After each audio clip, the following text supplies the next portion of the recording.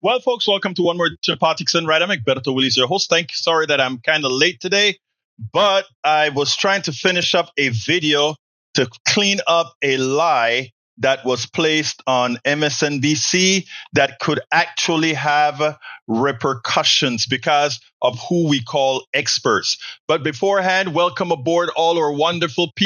Welcome aboard.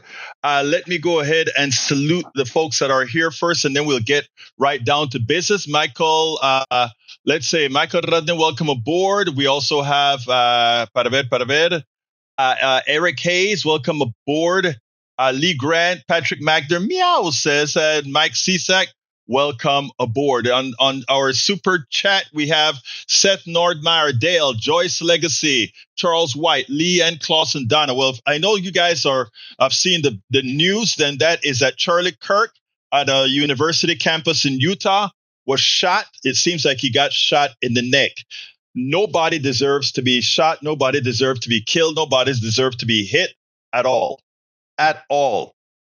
At all. Let's put that blanket statement out there. We shouldn't be using guns to affect the unaliving of people. That should not occur. We know that, okay? So let's get that out of the way. That should not occur. But Charlie Kirk was shot. Now, here's the thing. And I want you guys to listen well. Here is the thing. This country, after we went through the turmoil in the 60s, early 70s, in the 60s with the civil rights movement, in the 70s, the anarchists, etc., and all these things are understood. We got to a place in this country where things started to even out. But then we got the hate spill starting with the, I don't know if you guys remember the moral majority, the moral majority, the silent, the ones who, the quiet majority, all these people came along and fomented a level of hate. Again, a level of hate that we had not seen in a while. And all these folks are running around this country promoting hate, putting people's lives in danger. When you see what you see on the streets, people are going missing, people are being thrown down to the ground. When you start to see these things, the reaction you get from people, and we don't know what was the cause of this. We don't know, and I'm just saying this, but this gives me the opportunity to talk about this. Right? When you see the amount of violence perpetrated on innocent people, sanctioned by the state, a state that is inched along by a bunch of haters, when you see that, those people on a string, those people that feel they have nothing to lose, those people that feel that way, think about the millions of people in this country right now who have done good things in this country, created good lives in this country. To know that any day they step outside, you can have a bunch of Donald Trump thugs throwing them to the ground and destroying their families. When you have nothing to lose, how do you act? We're not condoning anything here, but we're trying to say for every action there is an equal and opposite reaction. All of the times, we have to be very cognizant of these things in our society today. And what Donald Trump has unleashed on this country, what Donald Trump has unleashed on this country is devastating. And we ought to call it out for what it is. We have to call it out for what it is.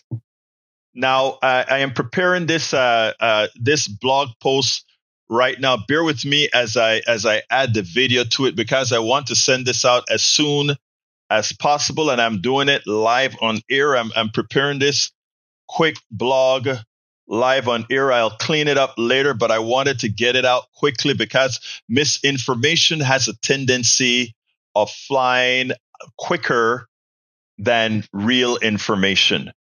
And I don't want it to cauterize. I definitely don't want it to cauterize before we get some responses out there.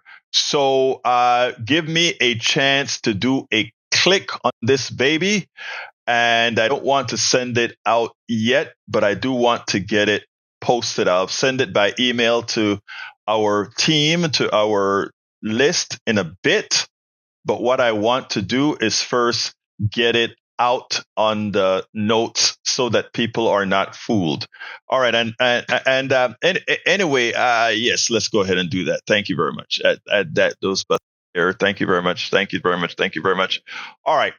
So what I am going to do is I'm going to put this stuff up on the screen in a minute, and then we'll get busy. But I want to get the information out, and then I want to put the video on. Yes, I'm discussing Charlie Kirk. Do you lie? So let's see. Click on this. Click on that. Continue. I'll be with you guys in 2 seconds. I don't want to ship it out yet, but I want it there. Okay.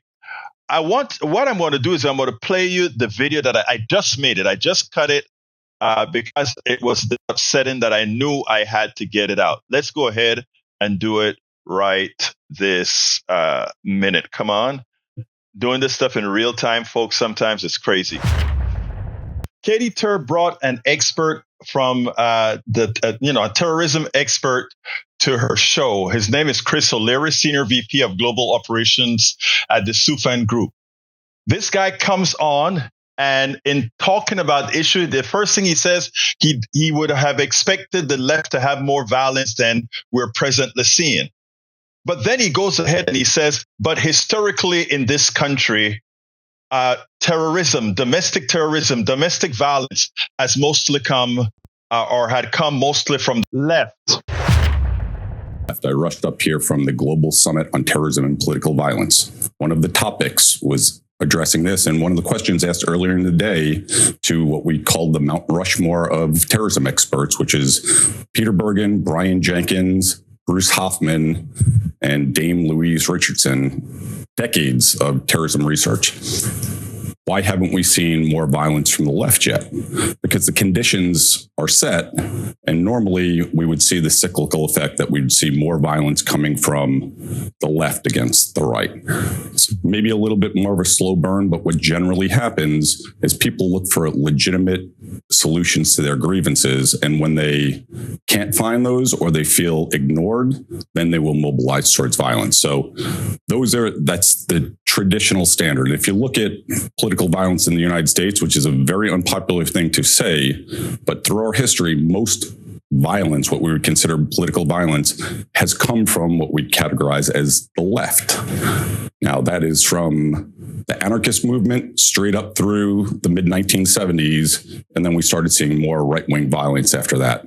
All went away after 9/11, because if you were throwing bombs or conducting shootings, you were lumped in with global jihadists. So it is patently false.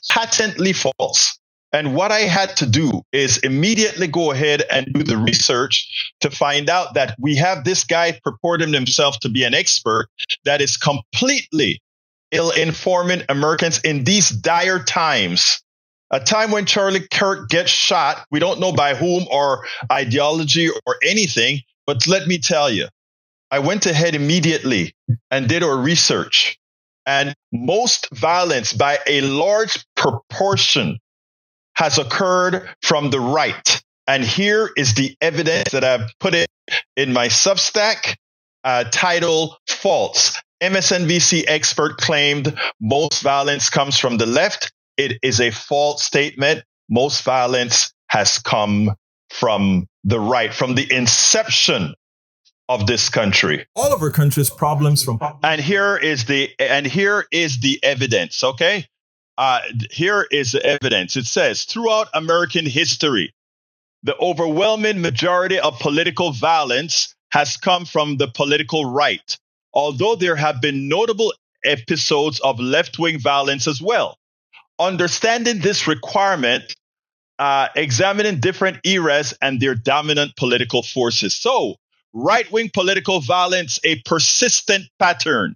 Slavery and Reconstruction. In the 19th century, right-wing violence was foundational to the U.S. political landscape. Before the Civil War, pro-slavery forces regularly used violence to suppress abolitionist speech and uprising, from bleeding Kansas to the beating of Senator Charles Sumner on the Senate floor. After the war, the Ku Klux Klan and other white supremacist groups launched campaigns of terror during Reconstruction to establish white rule and disenfranchise black voters. This was political terrorism explicitly aimed at overturning democratic gains. These groups were linked to the Democratic Party of that era, which was the party of the Southern planter elite.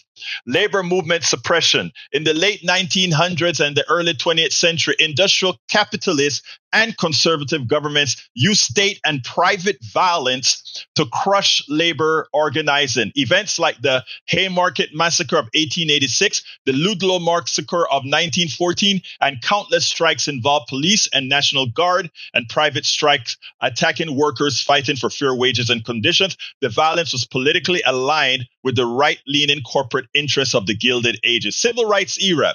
During the 1950s and 60s, segregationists, overwhelmingly conservative and right-wing, perpetrated widespread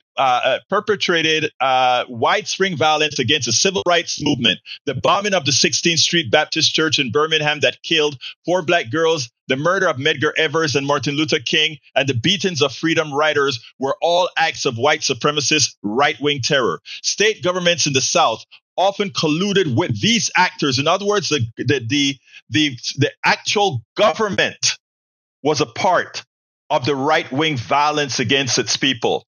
Now, modern right-wing extremism, since the 1990s, most domestic terror incidents have come from the right. And it's interesting because when the FBI, before Obama, but they got the report released during Obama, when they said that the biggest threat to the United States locally is that from terrorism on the outside, it was terrorism from within. Domestic terrorism is what the FBI report said, coming from the right. And what did we get? The Oklahoma City bombing, 1995, by Timothy McVeigh, targeted the federal government and killed 168 people, including many innocent children. White supremacist mass shootings such as Charleston 2015, El Paso 2019, and Buffalo 2022 fit into the pattern. The January 6th insurrection. So when we have somebody as that seem to have a short memory, like our brother on the chat here, Eric Hayes, saying, "Oh, when do you see right-wing people rioting?" The biggest riot we've had in a while, January 6th, 2021, was an explicit right-wing attempt to overturn a democratic election. Data from the Center of Strategic and International Studies and the Anti-Defamation League show that 75% of political killings in the U.S. since 2008 have been perpetrated by right-wing extremists. So take that and smoke it, folks. All of this misinformation, again, and I needed to play that because when, I saw the guy leading up to saying, and people are not going to like what I'm going to say. You can see this as a buffoon. Big title, no research on national TV. Big title, little research on national TV. It's a shame. Hey, Radnan, if you are there, please go ahead and post my Substack to Twitter, post it to all your channels, and please tag Katie Tur and tag the buffoon that I actually told that lie. Please do it. This is how misinformation gets started and gets inculcated into the minds of people. No, from the inception of this country, political violence has come mostly from the right, and the left has always been a response to that. You doubt it? Here are the political stuff from the left. Anarchist violence of the late 19th and 20th century. Why did they come about? Again, from the effects of the right suppressing people, whether underground and radical groups, same thing. Vietnam War, all these issues, and present day Very little. People like to use a Black Lives Matter as thing, but here's the thing.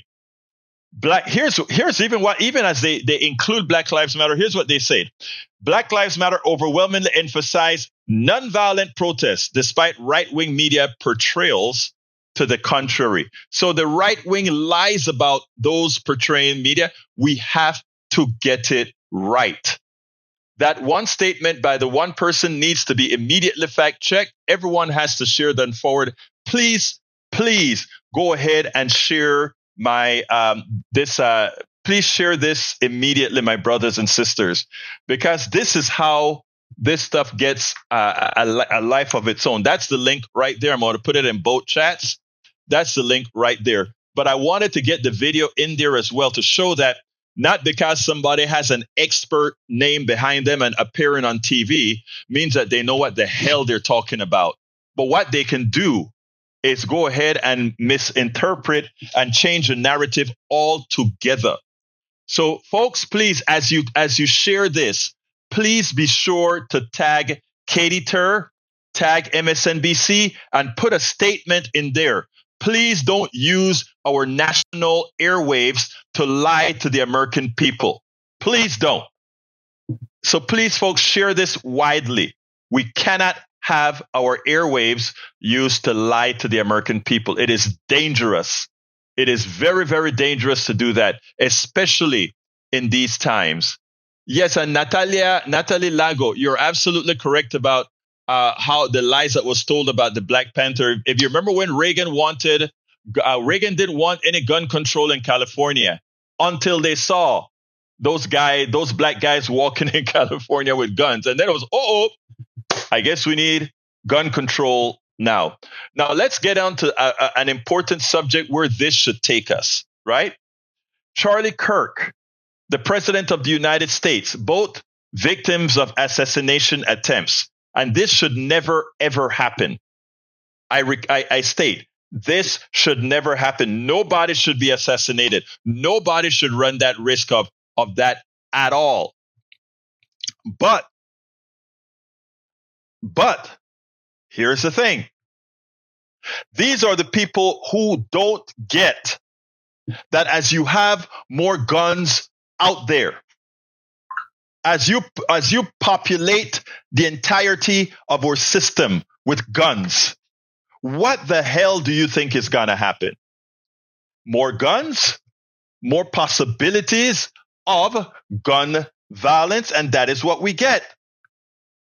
We can look at the last few shootings, the two politicians in Wisconsin that were murdered by that right-wing extremist. You don't hear anybody talking about that much. This guy on TV, as he was calling out these things, he forgot to call that out. Two politicians. These weren't attempted assassinations. These were murders by a right winger going around with a mask on, killing politicians he thought was left wing. Right? All these kids that were gunned down by disturbed people. So let's be very, very clear in Minnesota. Yes, Mary P. Let's be very clear. Two things we got to be careful of.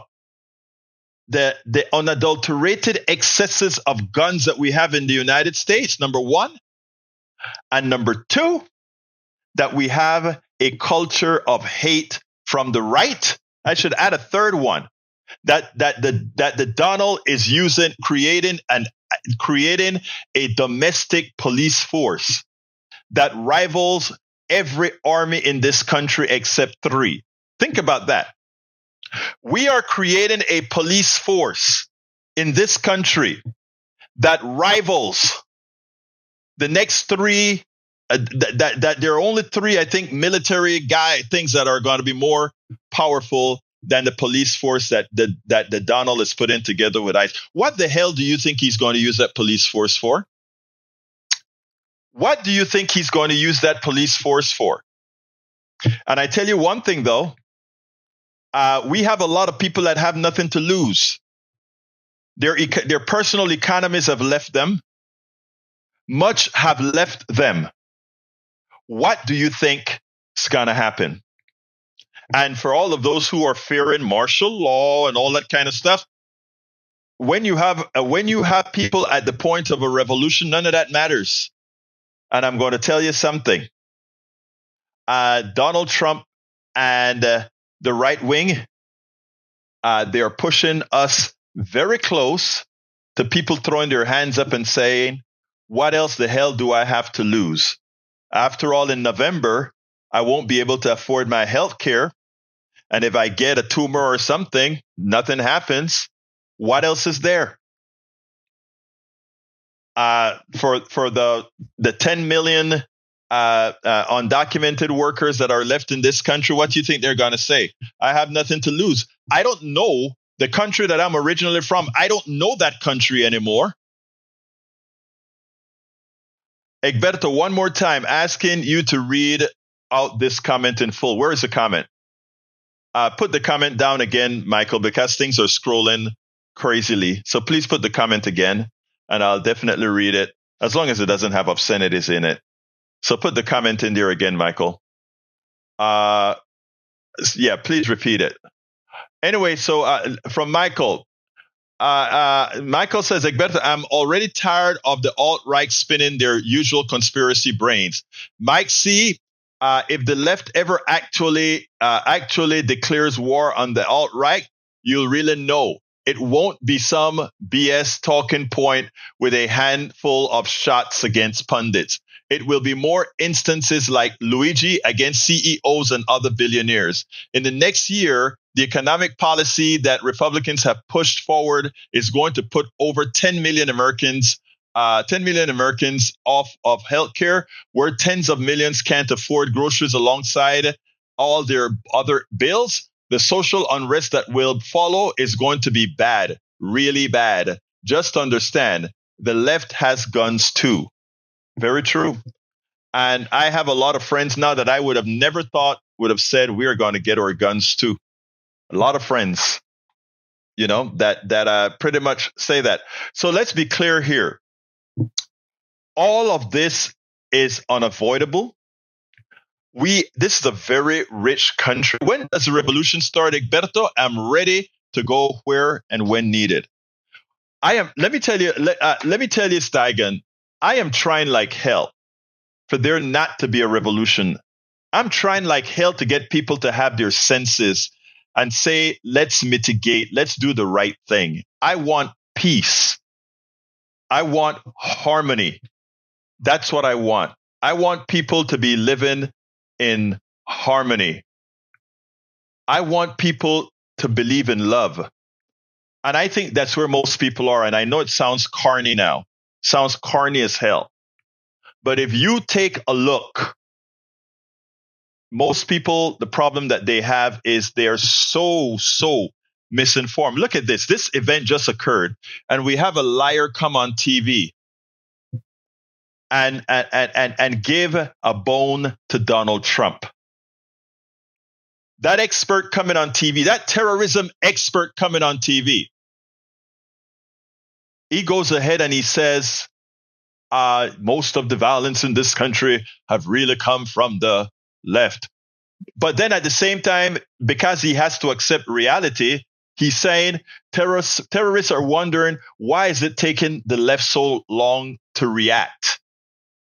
I'm going to play that again for you. I want you guys to listen to what this guy had to say. In effect, he's saying, there's not a lot of violence from the left right now, and we are shocked. But then at the same time, he said, but most violence come from the left. Listen to it again. I think I want people to listen to this again. Katie Tur brought an expert from a terrorism expert to her show. His name is Chris O'Leary, Senior VP of Global Operations at the Sufan Group. This guy comes on, and in talking about the issue, the first thing he says, he would have expected the left to have more violence than we're presently seeing. But then he goes ahead and he says, but historically in this country, terrorism, domestic violence has mostly come or had come mostly from the left. I rushed up here from the Global Summit on Terrorism and Political Violence. One of the topics was addressing this, and one of the questions asked earlier in the day to what we called the Mount Rushmore of terrorism experts, which is Peter Bergen, Brian Jenkins, Bruce Hoffman, and Dame Louise Richardson, decades of terrorism research. Why haven't we seen more violence from the left yet? Because the conditions are set, and normally we would see the cyclical effect that we'd see more violence coming from the left against the right. It's maybe a little bit more of a slow burn, but what generally happens is people look for legitimate solutions to their grievances, and when they can't find those or they feel ignored, then they will mobilize towards violence. So that's the traditional standard. If you look at political violence in the United States, which is a very unpopular thing to say, but through our history, most violence, what we would consider political violence, has come from what we categorize as the left. Now, that is from the anarchist movement straight up through the mid-1970s, and then we started seeing more right-wing violence after that. All went away after 9/11, because if you were throwing bombs or conducting shootings, you were lumped in with global jihadists. So it is patently false. Patently false.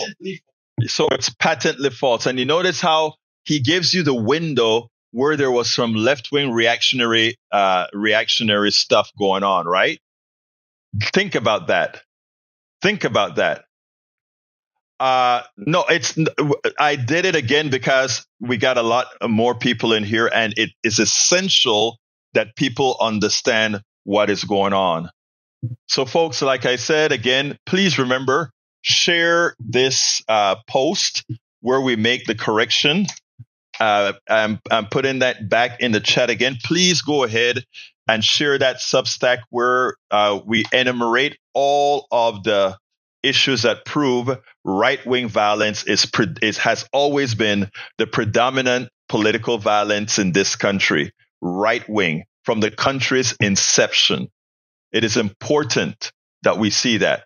Bruce Pollard said, my right-sided friend always claims violence in Chicago in from the left. I don't see how cultural violence is by definition left side violence. It doesn't make any sense. Again, that is always grabbing at straws, because they're always grabbing at straws, Bruce. But these are existential times, and we don't have time for the rubbish. But anyhow, that wasn't the show for today. I just had to make this quick video and blog because, again, I only found out about Kirk's stuff about an hour and change ago, and had to quickly try to come up with something to dispel that lie that's out there. But I did have a subject stuff that I covered this morning that I think it's important. And let me go ahead and play it right now. It's about, I think it's about 9 minutes. I cleaned up what I did this morning. I do want, it is a video that sort of gives Trump a tiny bit of credit. Not really justified credit, of course, but you guys will see what I'm talking about in a minute. Let me go ahead and cue this up and go ahead and that played, and then we'll continue thereafter. But go ahead, Egberto. I want to talk a little bit about triangulation. You know, when you start putting labels on things, a lot of times you miss the boat. Anytime you talk about doing something for people, and, you know, too many neoliberal Democrats have adapted that as well. They want to call you just a socialist like it's a bad word, you know. A lot have adapted the word democratic socialist because, again, if you really want to define a best working society is where people are more happy, etc., you would see that that is what you classify as democratic socialist. What does that really mean? Socialists mean, in the case of that kind of a government, if you will, one that takes care of its people's welfare and at the same time has very strong free enterprise. And there are a lot of countries in Scandinavia that follow that patterns. And when we look at the OECD nations and we look at the levels of happiness in these nations, the ones that care about their people, the ones that excel in education, etc., that is where you see it, right?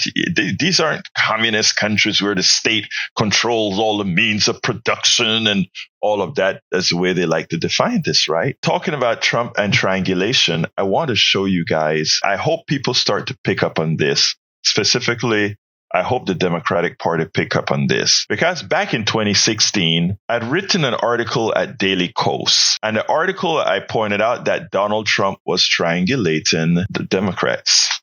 What he was doing, he was picking up on the things that people really want, not the way neoliberals define what people want, but they were picking up on what people wanted, the policies that people wanted, the working class, doing things like, oh, I support union full-throatedly, are the things that Trump used to say. I support Medicare for all. He didn't quite call it Medicare for all. He said, everybody have health care and it's going to be cheap. Those are the things that he picked up on. Never intended to deliver it, but he knew what the people wanted to hear. Donald Trump we're talking about. There is a new thing that he has started to do. And we have all the Democrats coming out and said, not only Democrats, but of course the corporate folks, Republicans, etc., because he did two things, one good, one bad. The good thing was he said Intel is getting billions of dollars from the taxpayer. With those billions of dollars, Intel is bringing back production into the United States and going to make big profits on these chips that they sell. So we, the American people, would have invested a lot of money into Intel. And for that, Intel is going to sell computer chips all over the world at high prices and make huge profits, as they always do. And Donald Trump's administration comes out and say, we're going to take a stake in Intel for the money the government paid into Intel, recover some of that money, and recover a profit for having invested that money. When that came out and Joe Scarborough and all our neoliberal Democrats were going crazy, in my mind, I was like, finally, I can say I have to be consistent in the way I speak. I talk about government putting dollars into research and drugs all of the times. All these drugs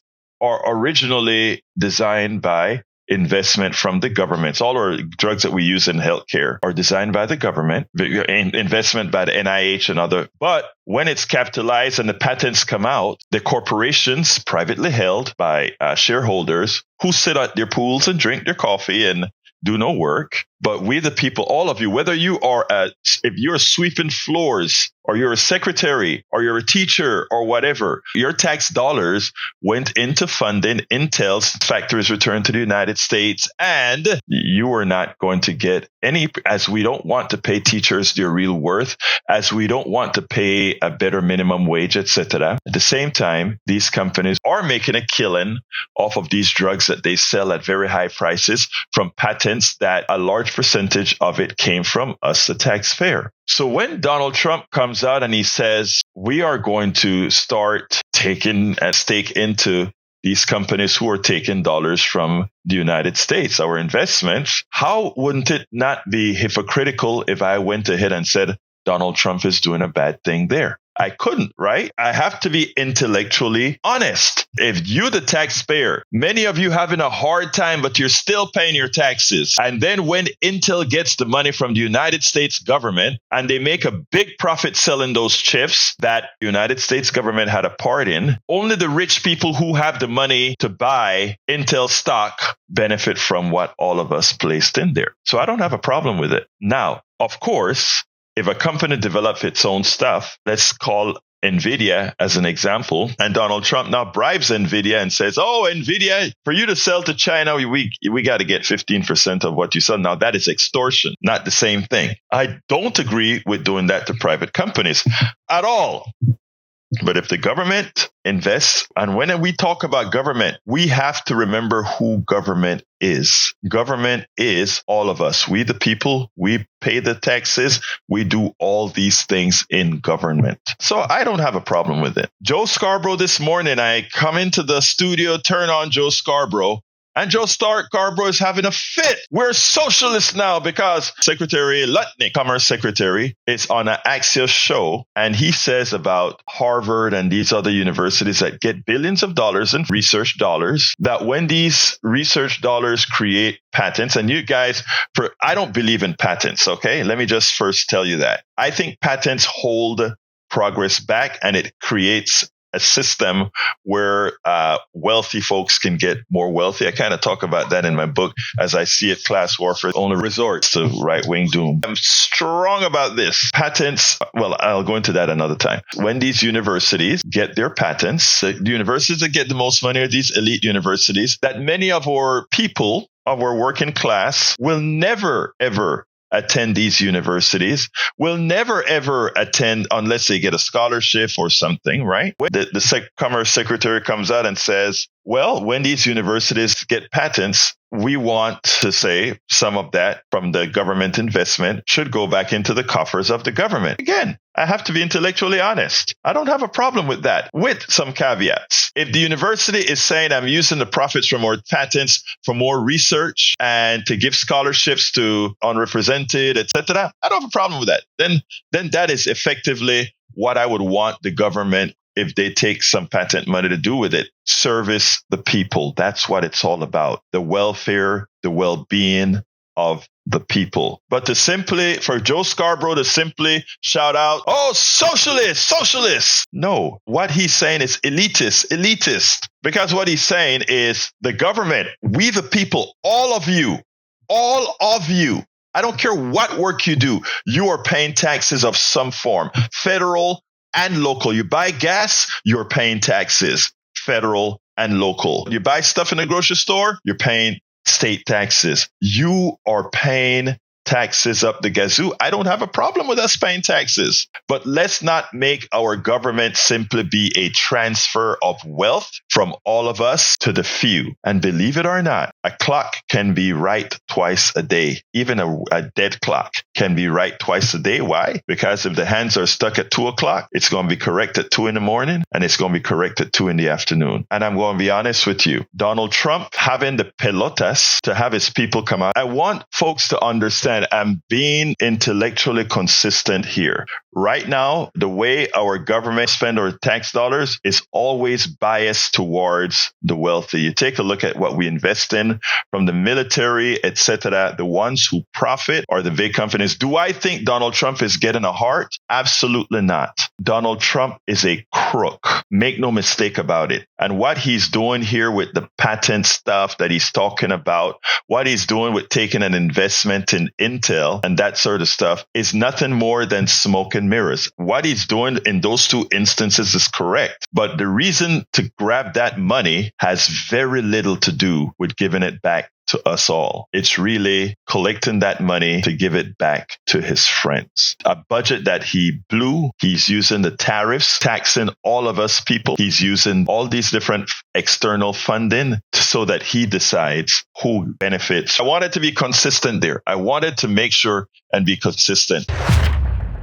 All of our country's problems from polarization. Absolutely consistent. So we have to be consistent on this, folks. We have to be consistent on this. Whoa, did he die? Is that real? I don't see that on the chart. I don't see that he's dead. Lee Grant, is that real or not? Oh my God. Let me see if that I didn't see that. I don't see that he's dead. Charlie, bear with me, guys. I hope not. Oh man. Okay, I don't see that has made it over the wire quite yet. And I don't Lee Grant, where did you get that information? If you can type something in there and tell me where you got that information. Twitter. Okay. Oh, he is dead? Oh man, oh my God. Oh my God. Oh yeah, Charlie Kirk is dead. Wow. Wow.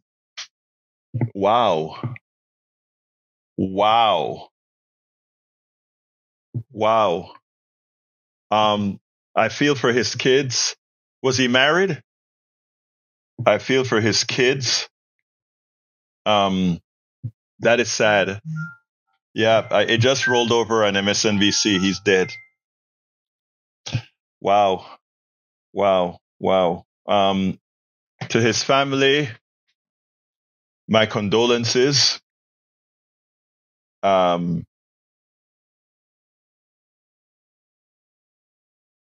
Look, we are in dire times right now, and wow, we are going to have to realize that a lot of what we do have consequences.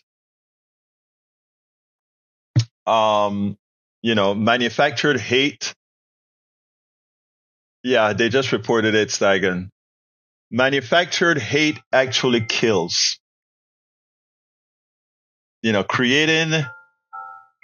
Wow.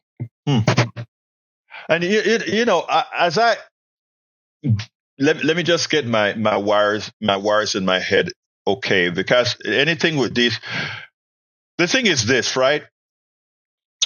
We've had politicians getting murdered over the last several weeks. We've had children being gunned down over the last several weeks. Good people. And as I'm watching this, I'm asking myself a question, and help me out here, folks. Help me out here.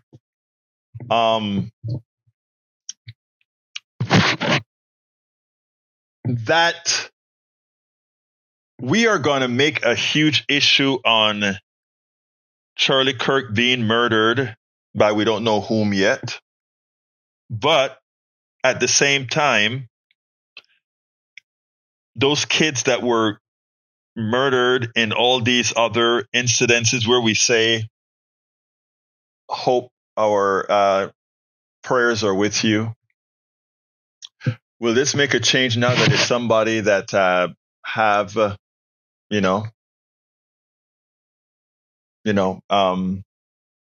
yeah, well, he's gone.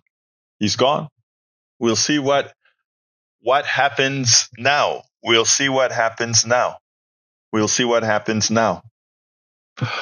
Anybody wants to? I'm a little bit out of it right now. Anybody wants to give me a call? 281-823-7747. 281-823-7747. 281-823-7747. That is interesting. The country is really starting to heat up. Those of us that are not originally from this country understands a lot of this. Brother Patrick, how you doing, sir?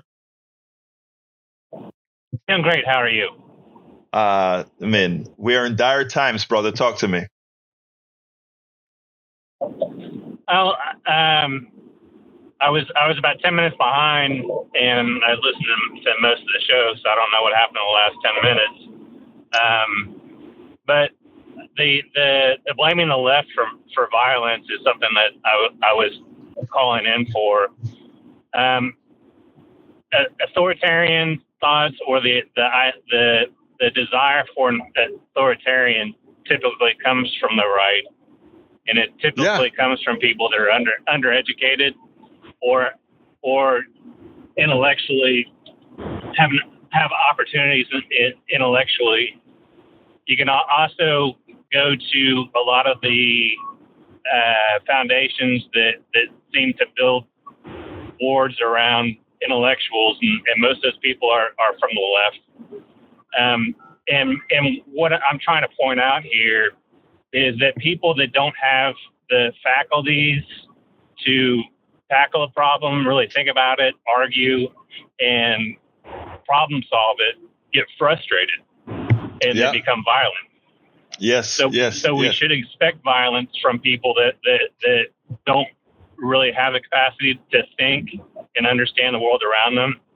And those are also the people that, hey, I want somebody to tell me what to do all the time because I don't know what to do because I don't really have the intellectual capacity. And so inherently, you are going to find problem solvers on the left, and you're going to find violent people on the right. Unfortunately, what you just said about what's happening, and we have teachers in the chat as well, and they can probably tell you a lot about what's happening with 7th and 8th graders. A report just came out that just shows the constancy in the decline of the masses in America. The constancy of the educational decline. I've always stated that democracy requires that most of your population be fairly educated. Democracies require fairly educated population. And what's happening from our middle schools, my daughter just became a teacher, and it's funny because yesterday she pointed out, Dad, I am going to have to make an extra effort to also teach a lot of these sixth graders how to read because they cannot read. And in the sixth grade level, you are supposed to be reading to learn, not learning to read. And, she's one of her, the people above her told her, you're concerning yourself. You're in effect telling her you're concerning yourself too much. And she says, no, I am not. Mike Cisak is on. Stay on here. I want to see what he has to say. But, let's hold on a second. Okay. All calls are merged. Mike, what's up? Yeah. Well, historically, authoritarian leaders have always come from the left. Hitler was not from the left. Absolutely Again, not.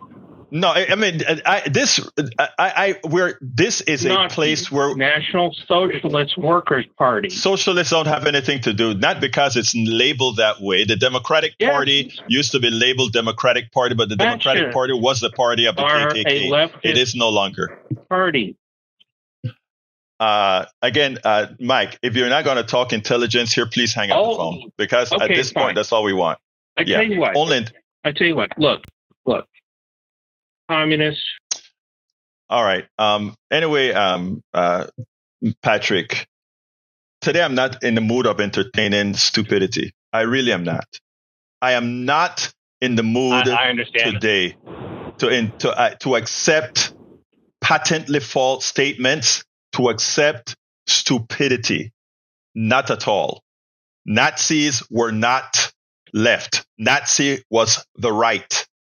There's no doubt about it. Look it up, please. Anyway, continue, please. Information I brought. The information I brought to the phone call is understood and accepted in behavioral science. There's nothing that I said that can't be looked up.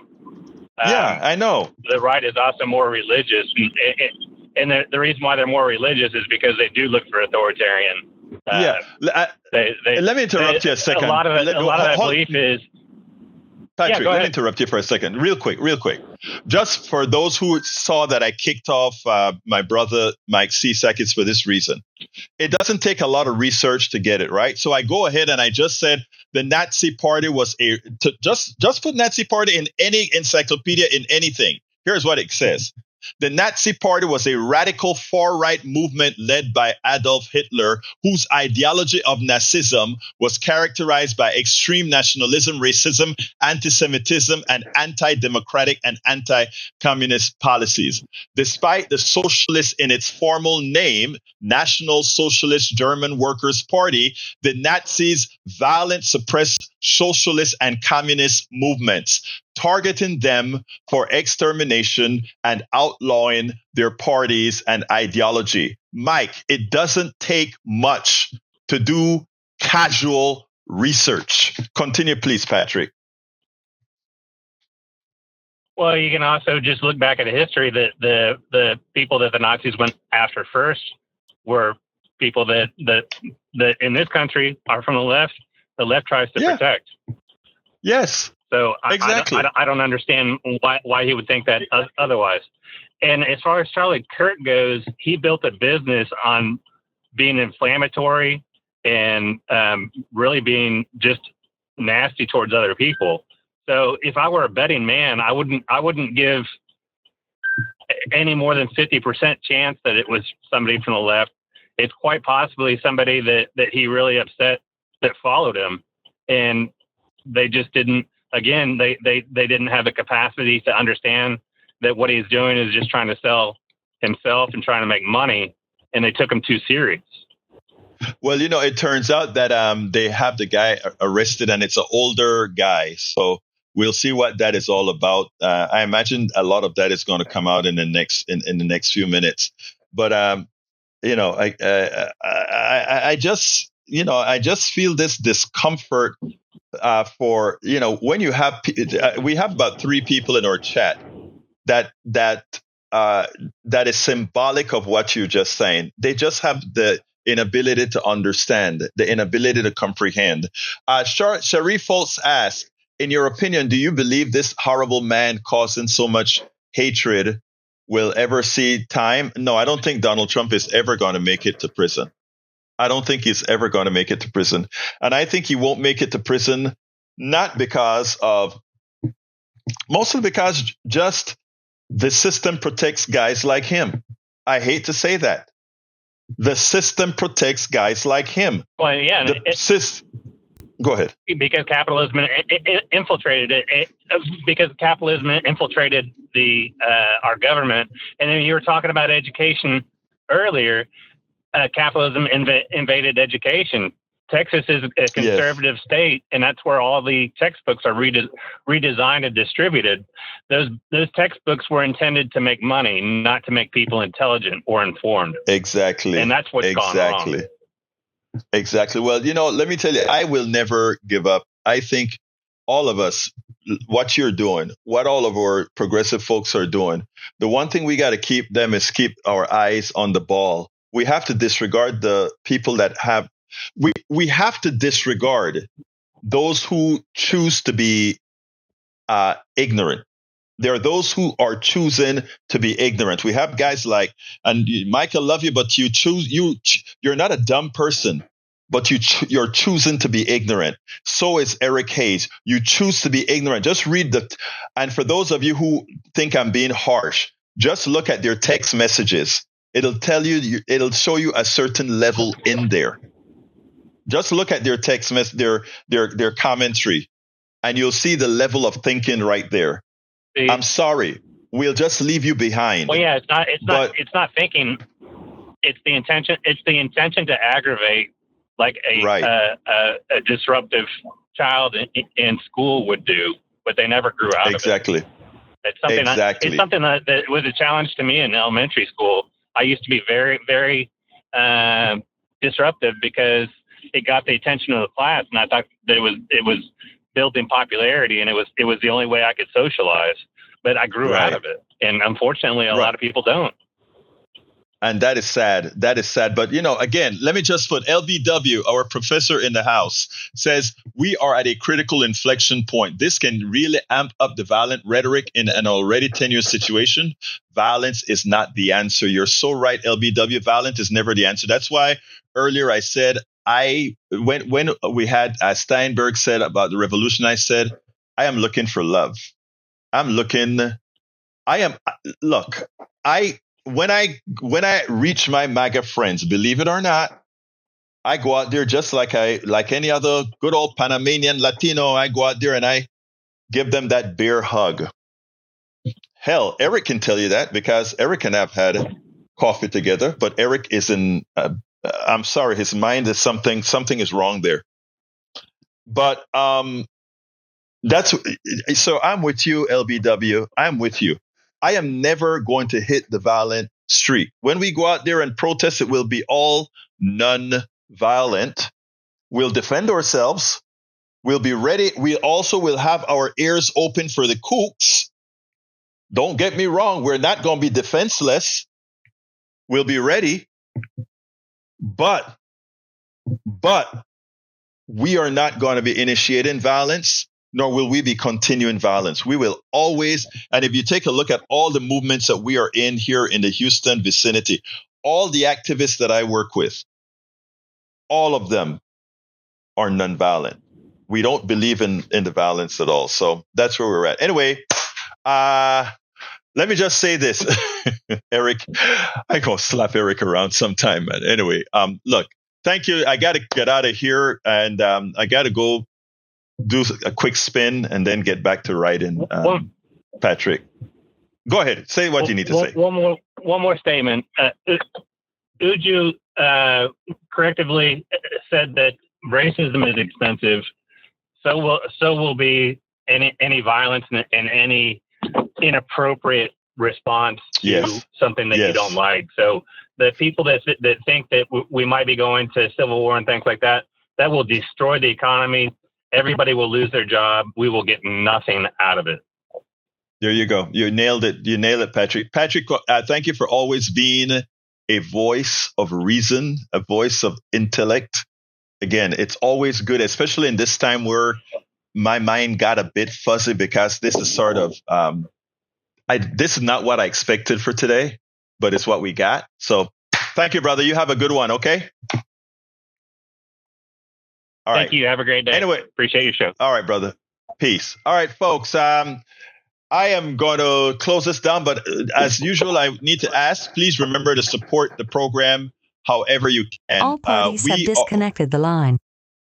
Oh, wow. I didn't do it myself, so it did it for me. So please, folks, remember to support the program. And how can you support the program? You can support the program by becoming a paid subscriber of our newsletter. That's what we use to subsidize most of what we do. And that is at politicsdoneright.com/newsletter. I'm going to put it in both places, politicsdoneright.com/newsletter. I got to go get some exercise, and I missed yesterday, so I'm going to do about an hour of exercise. Then I'll come back here and probably do a couple more videos. It's going to be an interesting day. Look, folks, I'm going to just say this. Stay positive. Don't let hate win.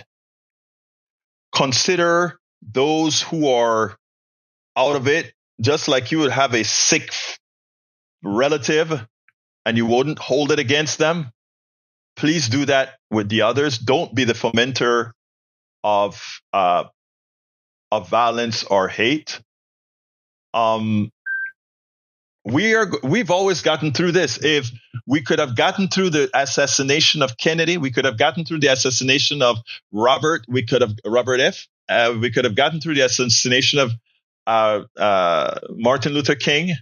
Not that these guys are in the league of those guys, because they're not. These are provocateurs. They're not in the same league, but unfortunately, they do have the following of the lesser minds. And I hate to put it that way, but you can only follow them in that condition. So with all my thoughts, please have a excellent rest of your day. Stay positive. My name is Egberto Willies. This is Politics Done Right. And you guys know how I end this baby. I am what? Out. All of our country's problems, from polarization to ignorance on domestic and international issues to a complete misunderstanding of our economic and healthcare systems, are a direct result of a derelict mainstream media that too often bend over backwards to support corporate or bought politicians' wants as opposed to the people's needs for real information to make their lives better. Independent media is the only solution to inform truthfully and factually. Why? Because our loyalties are to you, the ones who fund us with small dollar contributions and subscriptions. Please consider supporting our independent media platforms by subscribing to our Egberto Off the Record newsletter at politicsdoneright.com/newsletter. Again, that is politicsdoneright.com/newsletter. It's an investment that pays incalculable dividends.